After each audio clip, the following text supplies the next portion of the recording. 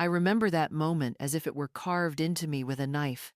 The sun was shining the waves of Lake Michigan, lapped gently against the shore. And I, Eleanor Mitchell, 78 years old, was sitting in a folding chair under a big umbrella, watching my 3 children laugh and chatter. David was busy on his phone. Caroline draped herself in a designer scarf that glittered under the sunlight, and Rebecca sat beside me, feigning concern as she handed me a bottle of water. Everything seemed peaceful until my phone buzzed. A message appeared, stark black letters on a white screen that froze my blood.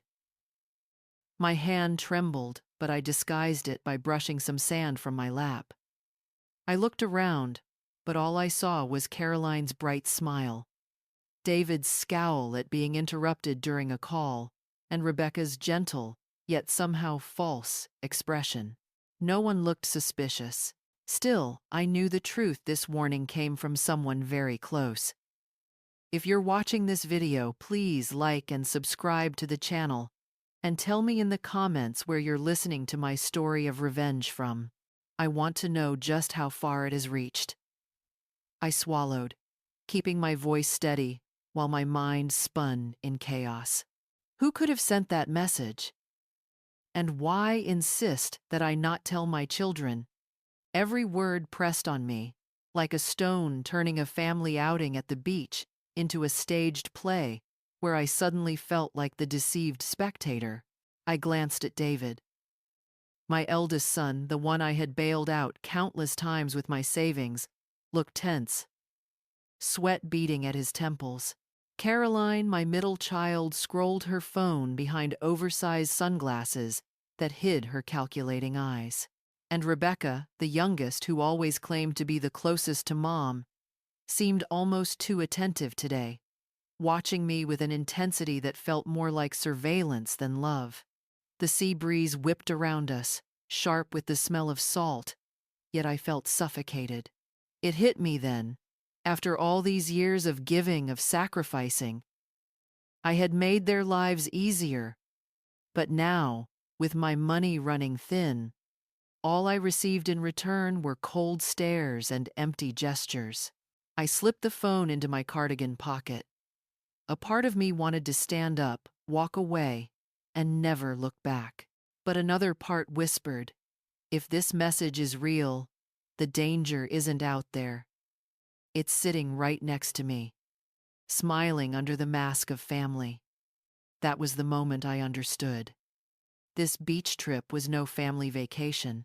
It was a warning of a battle. I never thought I'd have to fight a battle against the very children I had raised with my own 2 hands.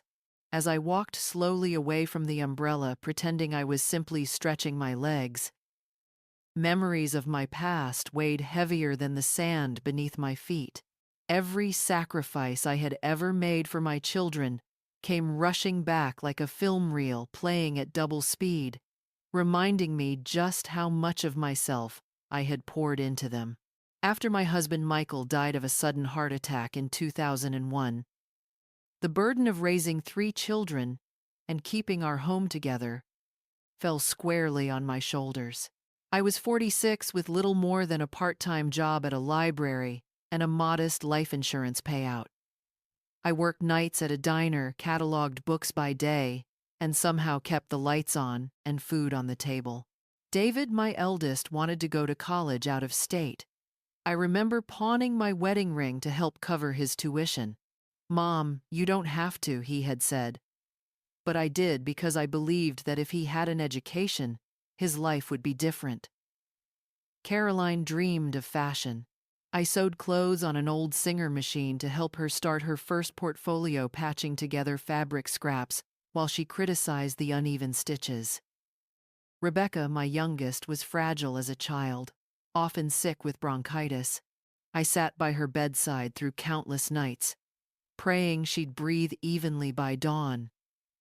I gave everything, my time, my health, my savings, my dreams. What I wanted never mattered, because what mother would choose herself over her children? As the years rolled by, I convinced myself the strain was worth it. When David graduated, I felt proud, even though he never thanked me. When Caroline got her first designer internship, I told myself she deserved it, even though she left me with piles of unpaid bills. When Rebecca married young, I swallowed my doubts about her husband and handed her a down payment for their house. But the truth was they're simmering beneath the surface. My sacrifices had not built gratitude. They had built entitlement. On that beach with the warning message burning in my pocket, I finally admitted what I had avoided for decades. My children didn't see me as their mother anymore. They saw me as their safety net, their banker, their guarantee of survival. I stopped at the edge of the parking lot, staring at rows of cars glinting under the July Sunday. And then I saw her, a young woman with brown hair tied in a ponytail, standing nervously beside a red sedan. Her eyes locked on mine with urgency. "Mrs. Mitchell," she whispered. When I approached, her voice trembling, "You don't know me well, but please, you need to listen. Your life is in danger." At that instant, the sound of my children's laughter drifted faintly from the shore, echoing like a cruel reminder of how easily love can be twisted. For the first time in 78 years, I realized that the greatest threat to my life wasn't strangers or sickness. It was my own flesh and blood. Her name was Nora Perez, and though I had only seen her a handful of times, usually dusting shelves at David's house or carrying bags of groceries, her face now carried a weight of urgency I couldn't ignore. She motioned quickly toward her car. "Please get inside. We can't talk here." Every instinct screamed at me to hesitate. Yet the text message, the fear building in my chest, and the conviction in her eyes pushed me forward. I slid into the passenger seat, my hands trembling as I pulled the door shut. The moment the car door clicked, Nora spoke with a rush of words. "Mrs. Mitchell, I don't want to scare you more than I already have, but your children, they're planning something terrible. They've forged papers, documents that transfer your money, your house, even your will. I found them yesterday while cleaning David's office." My heart sank. "That can't be true," I whispered. "David, Caroline, Rebecca, they're my children." Nora shook her head, eyes welling with tears. "I wish it wasn't true, but I took pictures." She handed me her phone, and I stared at the glowing screen. My signature, clear as day, stood at the bottom of a transfer document authorizing nearly $1 million to David's account. The date was from last week. "I never signed this," I said, my throat dry. Then, in a rush, the memory returned last Saturday, the family barbecue at David's house. He'd set a stack of papers in front of me, told me they were insurance updates. Rebecca poured me a glass of wine. Caroline smiled sweetly and said, "It's nothing complicated, Mom." I had signed without reading. Nora swiped to the next photo. It was a power of attorney document granting David full control over my finances. Then another, a draft of a will, leaving everything to my children with none of the charitable donations I had carefully planned. I felt dizzy, my pulse thudding in my ears. "Why would they do this?" I asked, my voice barely audible. Nora hesitated, then leaned closer. "Because they're desperate. They've borrowed money from dangerous people, people who don't forgive debts." Last night I overheard David on the phone. He owes nearly $400,000. He told someone named Miguel, the Blade, that it would be solved soon, that he'd have your money.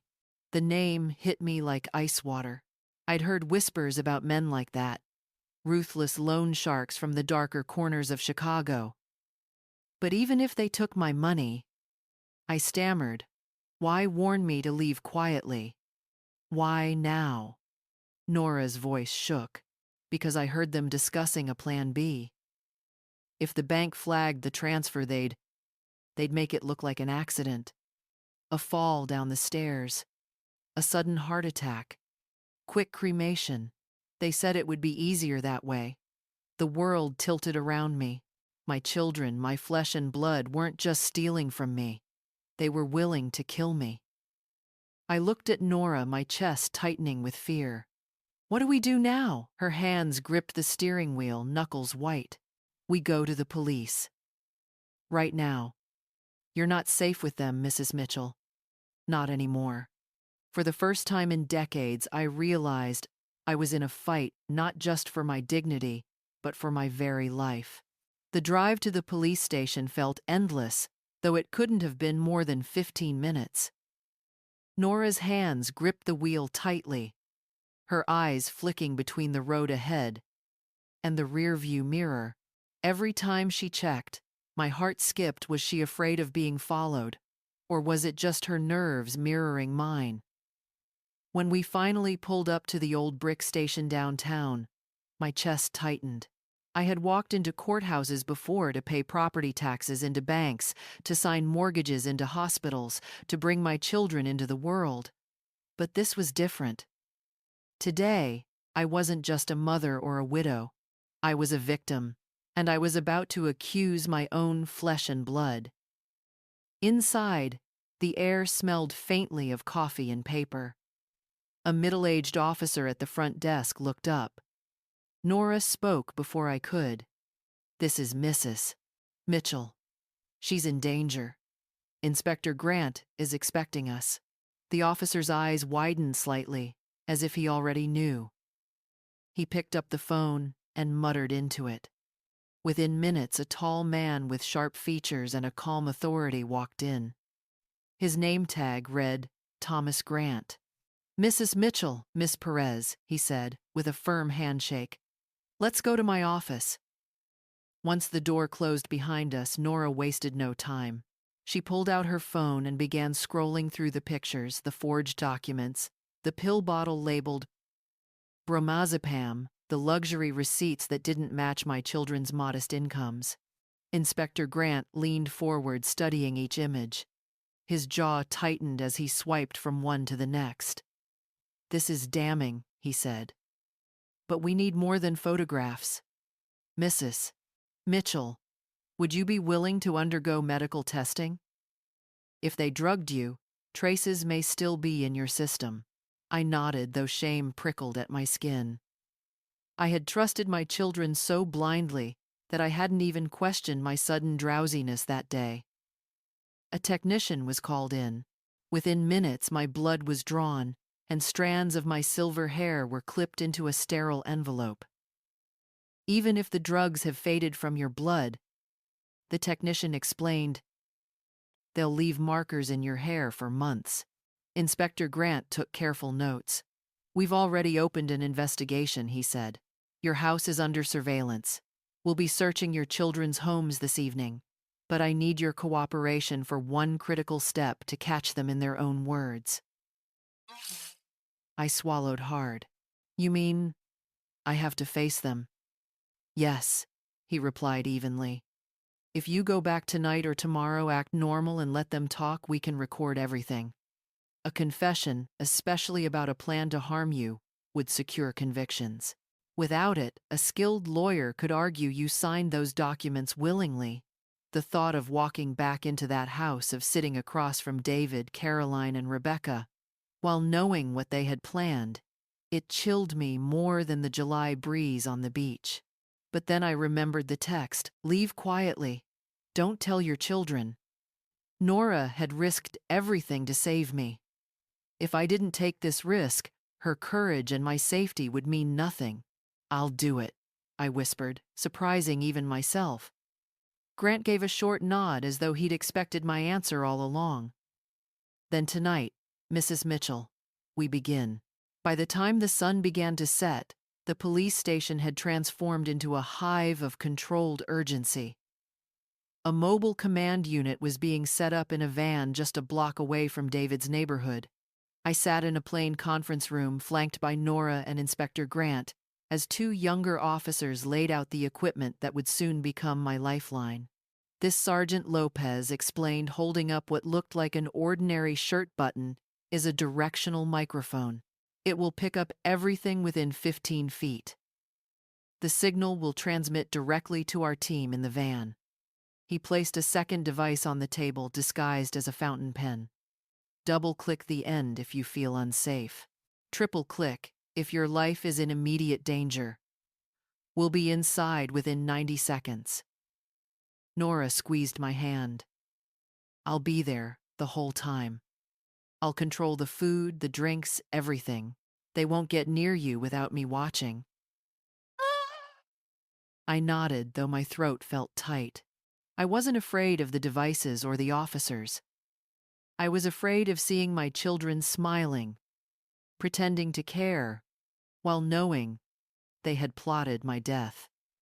The final piece of equipment was a pair of glasses. Inside the frame is a micro camera, Officer Ruiz explained. It streams live to our team. Whatever you see, we see. I held the glasses in my hand for a long moment. They were heavier than they looked, not because of the camera, but because of what they meant. I was about to spy on my own children, about to bait them into revealing the darkest parts of their souls. At 7:30 p.m., the plan was finalized. Nora would drive me back to David's house, just as if she had found me dizzy at the beach and decided to bring me home. The police would already be in place, hidden in unmarked cars up and down the block. Remember, Inspector Grant said, his voice firm but calm, don't confront them directly. Don't accuse them. Act confused, concerned, maybe a little forgetful. Let them do the talking. We'll take care of the rest. When we left the station, the air felt heavier, thick with the weight of what was about to happen. As Nora drove, she kept checking the mirrors, though, this time with a confidence that steadied me. We've got backup all around us, she murmured. You're not alone anymore. David's house loomed ahead, a 2-story suburban home with a manicured lawn and warm lights glowing from the windows. To any outsider, it looked like a picture of family comfort. To me, it was the stage for betrayal. As we pulled into the driveway, my heart pounded so hard, I thought the microphone would pick it up. The front door opened before we could knock. David appeared, his face painted with relief, but his eyes carried something colder, something I finally recognized for what it was. Calculation. Mom, he said, rushing forward to hug me. We were so worried. For the first time in my life, I wondered if that embrace was nothing more than the arms of a predator tightening around his prey. David's embrace lasted only a moment before he stepped back, ushering me inside with exaggerated concern. Come in, Mom. You must rest. Rebecca was about to call the hospital when you didn't come back. Inside the house gleamed with expensive furnishings, Italian leather couches, a widescreen TV, and chandeliers that sparkled like diamonds. The sight made my stomach churn. None of my children earned enough to afford this life. Now I knew how they had paid for it through blood money borrowed from men who broke bones as easily as contracts. Caroline hurried in from the kitchen, wearing a floral apron, her smile bright but brittle. Mom, you scared us half to death. You shouldn't be out in the sun so long. She poured me a glass of lemonade, but Nora intercepted it with a polite excuse. I'll get her water, just to be safe. Rebecca sat down beside me on the sofa, clutching my hand with what seemed like genuine affection. Mom, please don't frighten us like that again. You know your health hasn't been perfect lately. I forced a smile, playing my part. I just needed air. But yes, I've been feeling more confused lately, especially about documents I signed. The room stilled. The micro camera in my glasses must have caught the way their eyes flicked toward one another in silent alarm. What documents? Mom, David asked carefully, lowering himself into the armchair across from me. The ones from last Saturday, I said, feigning uncertainty. You said they were insurance forms, but the numbers looked so big. almost like bank amounts. Caroline's voice trembled despite her attempt at calm. They were routine papers, nothing more. You must be misremembering. I leaned back, sighing. Maybe. My memory isn't what it used to be, but I do remember seeing transfers I didn't authorize. Hundreds of thousands of dollars. The silence stretched so long I could hear the ticking of the wall clock. Then David spoke, his tone heavier. Mom, sometimes banks process things late. It's not unusual. Rebecca tried to soften the moment, patting my hand. What matters is that you trust us. We've been trying to protect you, to make things easier. Protect me. I let my voice tremble with both confusion and subtle challenge. Or protect yourselves. The words landed like a stone in still water. Caroline's hands fidgeted in her lap. David stood, pacing near the window. Rebecca's grip on my hand tightened, almost painfully. Finally, David exhaled sharply. Fine. We need to be honest. We're in trouble, Mom. Big trouble. Debts we can't pay. If we don't fix it this week, people will come after us. My heart pounded, though I kept my face neutral. How much? He hesitated, then muttered. 380,000. I repeated the number softly, my voice cracking. $380,000. It was confirmation, the very figure Nora had whispered in the car. Rebecca broke down in tears. Mom, please, we didn't want to drag you into this. But without your help, we're finished. And there it was. Not love. Not concern. Just desperation.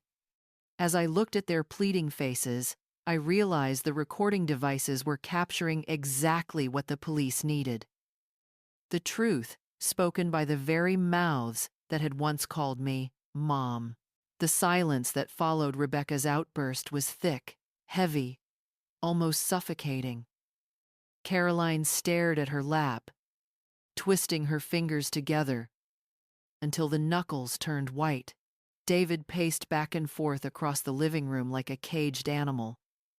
His jaw clenched, his eyes darting from me to the window and back again. Finally, he stopped and faced me, his voice low but sharp. Mom, we didn't want it to come to this. But the truth is, if we can't get the money, they'll kill us. I forced my voice to stay steady, though my chest tightened with dread. Then why forge my signature? Why lie to me about insurance papers? Caroline's eyes flicked up glassy with tears. Because we thought if you saw the numbers, you'd never agree. We needed everything fast. We thought, maybe if we just handled it ourselves, you wouldn't have to know. Handled it, I repeated, my tone laced with disbelief. You call stealing my life savings handling it? Rebecca sobbed louder, hiding her face in her hands. It wasn't just the money, Mom. There's a deadline. July 20th. If we don't pay Miguel by then, he said he'll make an example out of us. Out of you, too. The name hung in the air like a death sentence. Miguel, the Blade. My stomach dropped. They weren't just careless children with unpaid credit cards. They had tied themselves to a man who thrived on blood. David stepped closer, lowering his voice as though confessing a secret he could barely admit aloud. That's why we came up with a backup plan. Plan B. Every hair on my body stood on end. What kind of plan? Caroline shifted uncomfortably, her voice breaking as she spoke. Oh, if the bank wouldn't release the funds in time. We thought maybe the faster way would be through the will. My breath caught in my throat. The will. Rebecca lifted her tear-streaked face, her words spilling out like poison. If something happened to you, Mom, if you had an accident, a fall, or your heart gave out, everything would pass to us immediately. We could pay Miguel, and survive. The world tilted around me. My own children, the ones I had carried in my womb, the ones I had nursed and sacrificed for, were calmly discussing my death as a financial solution. I whispered. You were planning to kill me. David flinched but didn't deny it. Instead, his eyes hardened, his voice steady in its cruelty. We weren't going to hurt you, Mom. Not directly. It would have looked natural, peaceful, quick. No one would suspect a thing. Caroline added, we even researched medications that could simulate a heart attack. If it happened here at home, doctors wouldn't question it. And with a fast cremation, there'd be nothing left to examine. The living room felt colder, darker, as though the shadows themselves recoiled from their words. Rebecca's sobs grew ragged. We didn't want this. We had no choice. Miguel left us no choice. I looked at each of them, my heart breaking and hardening all at once. For 78 years I had believed love was unconditional, eternal. But tonight, staring into the eyes of my children, I realized that greed could burn away even the deepest bonds of blood. And the worst part was, they truly believed their survival justified my death. The living room grew colder after Rebecca's sobs quieted. My children avoided my eyes, but their silence spoke louder than words. I could feel the microphone hidden on my chest, humming with every breath, capturing truths I wished I'd never hear. David finally broke. His voice was low, gravelly. Mom, Miguel isn't bluffing. If we don't pay, we're finished. And if he thinks you refused us, he'll come after you too. Caroline leaned in, her tone trembling yet deliberate. That's why we thought the easiest way was if it looked natural. A heart attack. Peaceful. You'd never know. My stomach turned. My daughter called murder a kindness, I whispered, letting my voice quiver. You actually planned this. Caroline's eyes darted away. Yes, I found a drug mix that would mimic heart failure. It would just look like stress. Caught up with you. Rebecca's words came like broken glass. I asked a funeral home about fast cremation. 24 hours, no questions if the paperwork was ready. David had it covered. My blood ran cold, and when David's eyes locked on mine, colder than winter steel. Tomorrow night, we were going to invite you to dinner. Miguel's deadline is Thursday, we can't wait. I sat frozen, but inside, my heart thundered. Tomorrow. My own children had marked the day of my death. Caroline added softly, if you sign the transfers tonight, Mom, you'll be safe. But if you resist, Miguel will make it worse. Isn't it better if it looks natural? Rebecca clung to David's arm. We love you, Mom. Please understand we don't have another way. Love. They dared to use that word even as they plotted my funeral. I tightened my grip on the glass in my hand, knowing the police were listening. The trap was closing on them. The weight of their words pressed against me like chains. I forced my voice to tremble, to sound small. I don't know what to say. My own children. David crouched down, gripping my hand. Then don't say anything, Mom. Just trust us. Sign the transfers, and it'll all be over. Caroline sat, rigid eyes darting toward the window. This neighborhood feels strange tonight, she muttered. Too many cars outside. My pulse jumped. The surveillance team. Please, God. Let them stay hidden. Rebecca rose suddenly, wiping her tears. Mom, you're too calm. Usually you'd cry, panic something. But now, you sound rehearsed. The air tightened. Their suspicion was growing, and I felt every second stretch like a lifetime. David's gaze sharpened, his voice colder. You disappeared at the beach, came back with Nora, wearing a different shirt. Why? My throat closed. I spilled something. Before I could finish, his hand pressed against my chest. His eyes widened as he felt the microphone.